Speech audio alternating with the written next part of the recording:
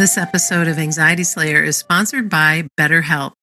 Give online therapy a try and save 10% on your first month at betterhelp.com/slayer. That's betterhelp, HELP.com/slayer. Welcome to Anxiety Slayer. We come together weekly to share a powerful collection of conversations, resources, and techniques to help you find relief from anxiety. And we just started our 15th season. Welcome, Ananga. Hey, Shan. This week, we're discussing how to take good care of your nervous system. Many people are feeling the stress of current events right now, and we wanted to share some valuable suggestions to help you look after yourself if you feel like you're carrying the weight of the world on your shoulders. And before we begin, we'd like to thank our new patrons, Sue, Jody, and Francine, for supporting our work together. If you want to become an Anxiety Slayer patron and get access to over 200 anxiety relief offerings, visit patreon.com/anxietyslayer. How to love up your nervous system during times of uncertainty. That is the question. Been quite a week, Ananga. Yeah. A lot going on. I'll just start by sharing that one of the reasons why I wanted to cover this topic this week is many of us in the U.S. are feeling a bit stressed after the U.S. election. And I know many people are not, but I am, and have found that I have to use the tools that I know so well even more to just stay in a sweet, calm, and peaceful place and not let the fear of what might happen or the fear of people being treated unfairly, etc., take over my life. And as you and I talked before recording today, it's a lot. And right now, each and every one of us, no matter what you're feeling, whether it be in alignment with this election or in alignment with something that's happening in your area, the California fires, or anywhere you see something devastating happening that you define devastating, there's so much you can do to support your nervous system. There really is. One of the things that I do when I'm in this space is give myself some time to feel how I feel. And in this particular case, I am very troubled by our new president being in office. And I get to feel that way because we're all allowed to feel how we feel. And then I kind of give myself a deadline on, all right, this is what's going on. Now let's get back to your life and let's get back to what's important. And what's important for me is focusing on my self-care and my family and my community, our work together, Ananga, our listeners, and bringing the best content we can forward and talking about the hard thing. You and I stay far away from politics, and we always have. And so we're not going to get into that today, but there's a very real sense of mourning for a lot of people. And I suspect some of our listeners are feeling that as well.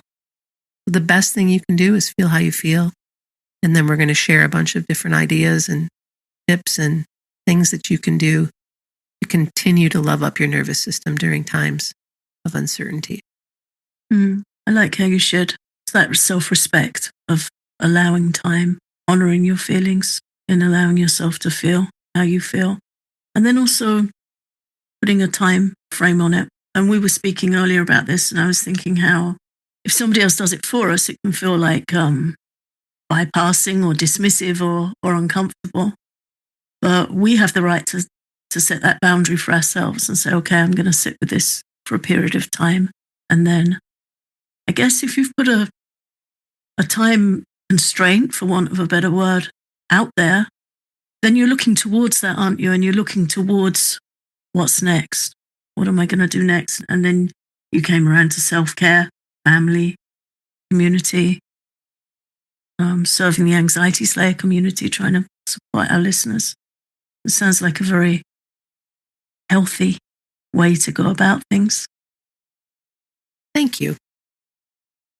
It's, I think the best thing that you can do is to focus on what's right here, right now, instead of what could happen, what is happening, the headlines, the garbage in, garbage out, all of that stuff is like, that's not helpful. Yeah. There's so many things that come around in life where we can so quickly and easily feel overwhelmed and helpless. I remember learning from somebody a few years ago. Funnily enough, I was in an Apple store in a shopping center, and on their big screens, they had live coverage of a tsunami happening. And it was something, I was younger, and it was something I hadn't witnessed before. And I was really like, oh my God, what is this? And there was a guy in the store that had been in a tsunami.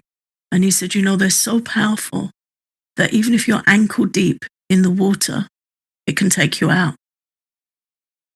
It's something that's really stayed with me as like a broader teaching that we can get taken out without realizing. We can find ourselves in a situation where we feel so overwhelmed and so hopeless and helpless, even just by looking at the news.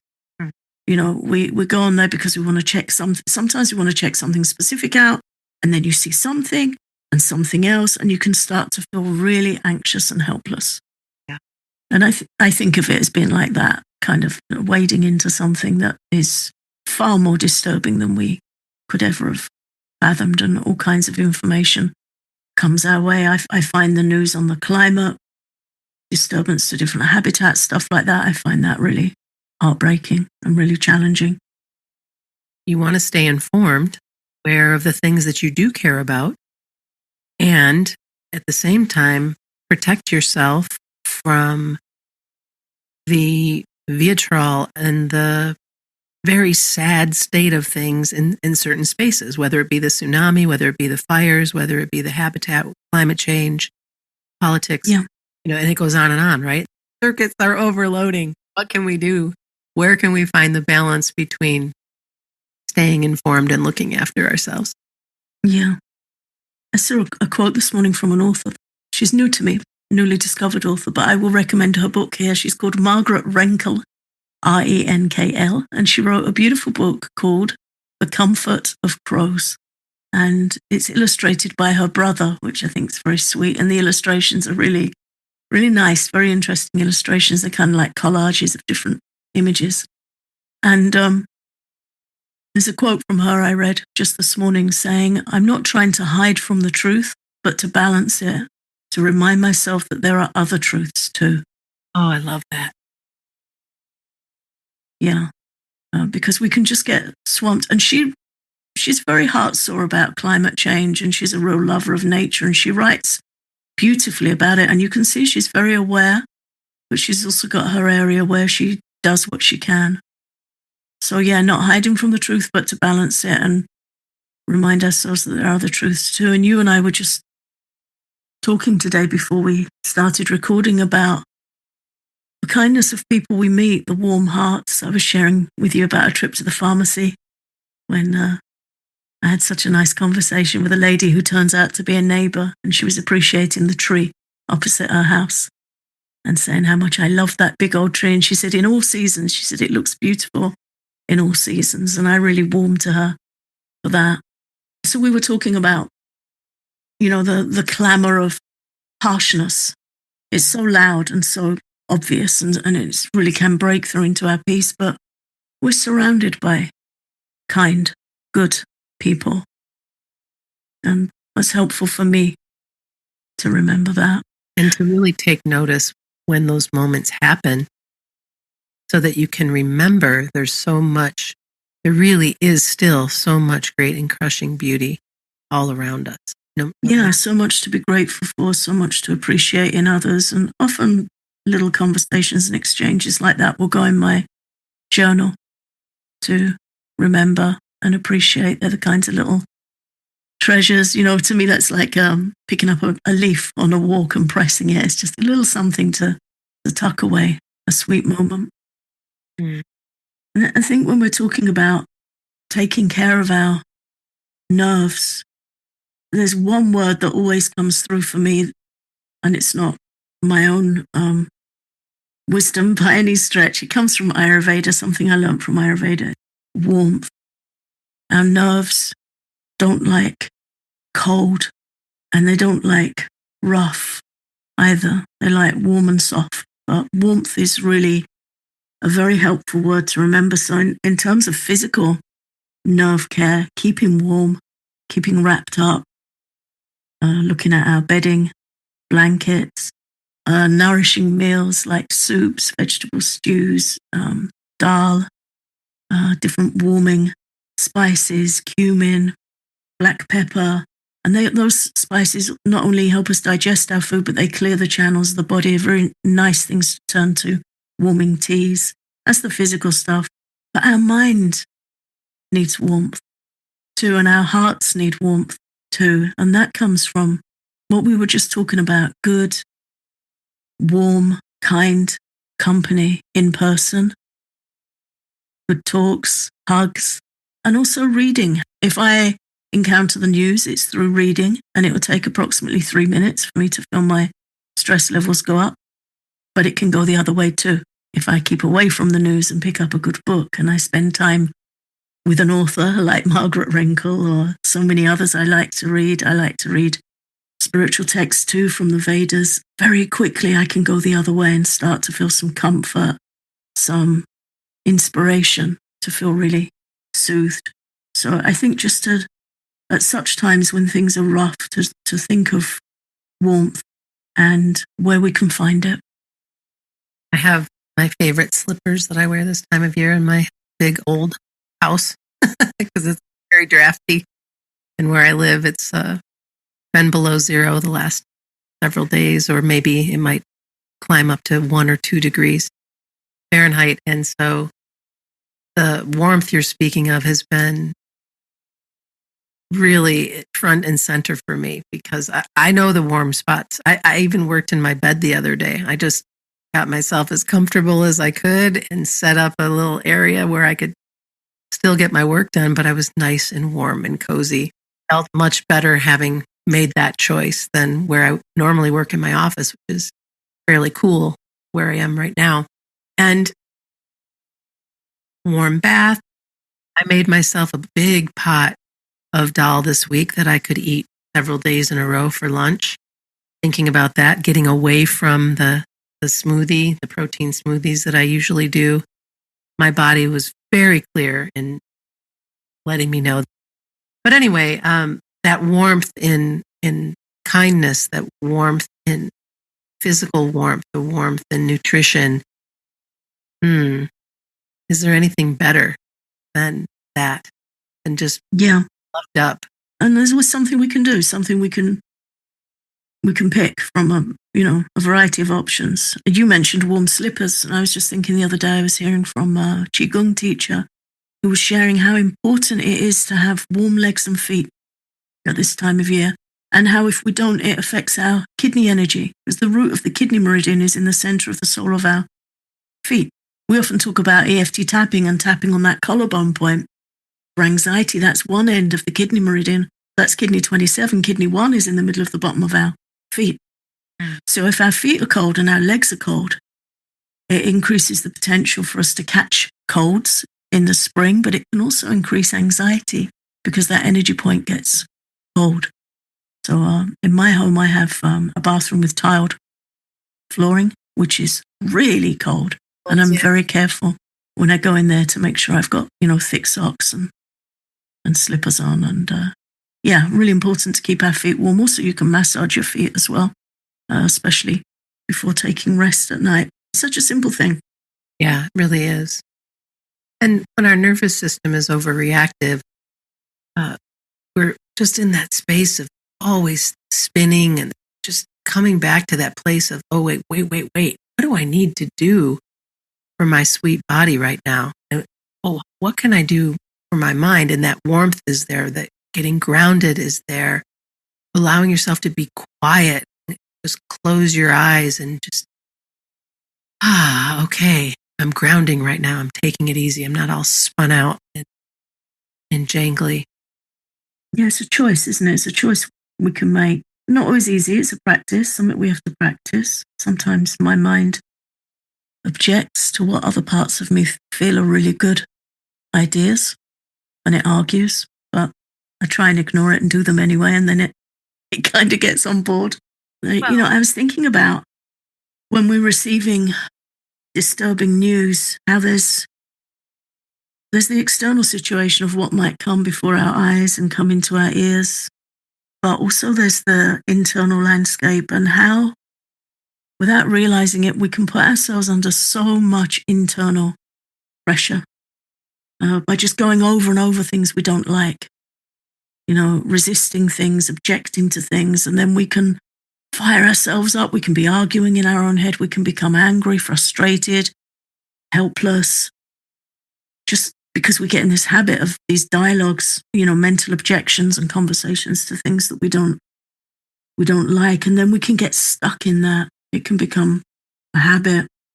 And that affects our energy, our mood, our digestion. It affects everything. And I was thinking about challenging times in my life where I have to really be careful. I might cook warm, healthy lunch, and then I'll sit down to eat it.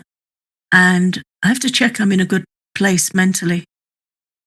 Because as I've shared recently, sometimes in the kitchen, that's when my mind likes to bring things to my attention. And if I don't check it and stop it, it might have caught me, like that tsunami that can catch your ankles and whip you out to sea. The mind can do that so quickly. So, if we sit down to eat and we're angry or frustrated, that meal will not nourish us. It will do quite the opposite. When you start paying attention to what you're thinking and what's coming up and how you're feeling, this is the perfect moment to interrupt any of the patterns that you have. That's why we talk about being aware, trying to be aware of what's going on, because so many of our thoughts are repetitive, stemming from those long-standing patterns.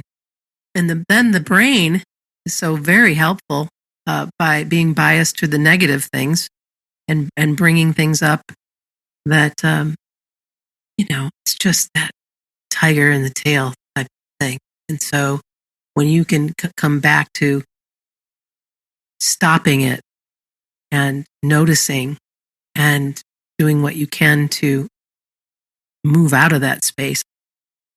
Just earlier this week, I was feeling like I just needed to nap and not be dealing with the real world. And then I wasn't tired and my body wasn't, anyway. And finally I said, get out of this bed and go move your body. And I did. And I got up and I got on the treadmill. I only walked like 15 minutes. And it changed everything. I moved the energy. I got out of my own way. I didn't want to do that. I wanted to be in that safe island of my own bed, right? But the choice I made was actually much better for my nervous system. Thank you for sharing that. Yeah, and the mind will kick and scream and object all the way if it's out of balance, if we're out of balance. It's not acting as our friend. But yeah, as we've shared before, it's always good to move or we get stuck. And good to check in, if we're sitting down to meditate or we're about to engage with another person or about to eat our lunch or our evening meal, to just check in, take a few deep breaths. How am I doing? Am I meeting this well? Am I open to receiving nutrition with gratitude? Am I in good shape to show up with this other person? Am I present? It only takes a minute to switch out. Just take a few deep breaths. Oh, okay, let's just be calm and present and grateful. That's all it takes. But it's so easy for us to sit down disturbed and just start mechanically putting food into our body. And we're not doing ourselves any good at all. So there's always things we can look at, things we can change. And I was also thinking, Shant, and I know you used to teach this, in times where we feel like there's so much coming at us that we can't do much about and we're not happy about it, whatever it might be, is that teaching from Stephen Covey, the circle of influence and the circle of concern. Control what you can't control. What you can and what you can't, and how we can get locked in what worries us, what concerns us, but we can't control it, and how that then can grow. And the anxiety grows and the helplessness grows. And the area where we have control shrinks. Yeah. And when we're in that space, when we're not loving up our nervous system, everything kind of goes wonky. Everything goes, I think of a light bulb crying out, wait a minute, what's happening here? And so much of it, and I say this lovingly and with my own experience, we bring on ourselves by piling on and by creating these dialogues that are not supportive, or by being impatient with ourselves. That's a big one. Like, be more patient with yourself, be more sweet to yourself. Another thing that helps when we're feeling out of balance is to hum or listen to your favorite music and allow yourself to just kind of bring something in that brings you joy. I noticed over the holidays, I was listening to a lot more music than I normally do while preparing food or cleaning the house, or, that kind of thing. And it always lifts my spirit so much. And as much as I adore listening to music, I could listen more. And I invite myself to listen more than I do. And it also has the extra benefit of distracting you from whatever it is you've been chewing over in your mind, because you're listening to something that brings you joy. Yeah. Another way of really shifting into a better state of mind. That's a great thing to remember. And that's something that really helps me in the kitchen if my mind's choosing to bring something to my attention that I really don't want to stew on or get snagged by. But that really helps. Or I'll have an audiobook, because that will really catch my mind and get me thinking. Good to know where we need shoring up a bit and where we need some sweetness and some support. Where we put our focus directly impacts our nerves, doesn't it?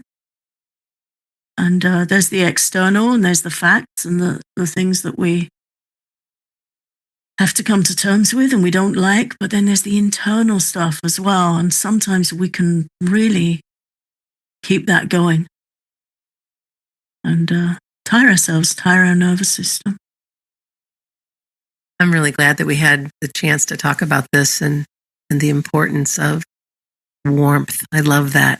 And just looking after ourselves in a sweeter way, and knowing that there are things that we can do, that you can do every single day to bring yourself some more comfort and some more relaxation, especially when there's so much harsh news coming at you, and to just allow yourself to come back to that place of, okay, right now, I'm here right now looking after myself. I'm here right now enjoying my conversation with my friend. I'm here right now loving that big tree. That kind of thing. And I know sometimes it sounds so simple, but it really is that simple. To me, those things are good medicine. Yeah. Thanks for listening. For support with starting a daily calming practice, you can join our Patreon, along with over 200 guided relaxations, tapping sessions, and classes to help you slay your anxiety. Visit patreon.com/anxietyslayer.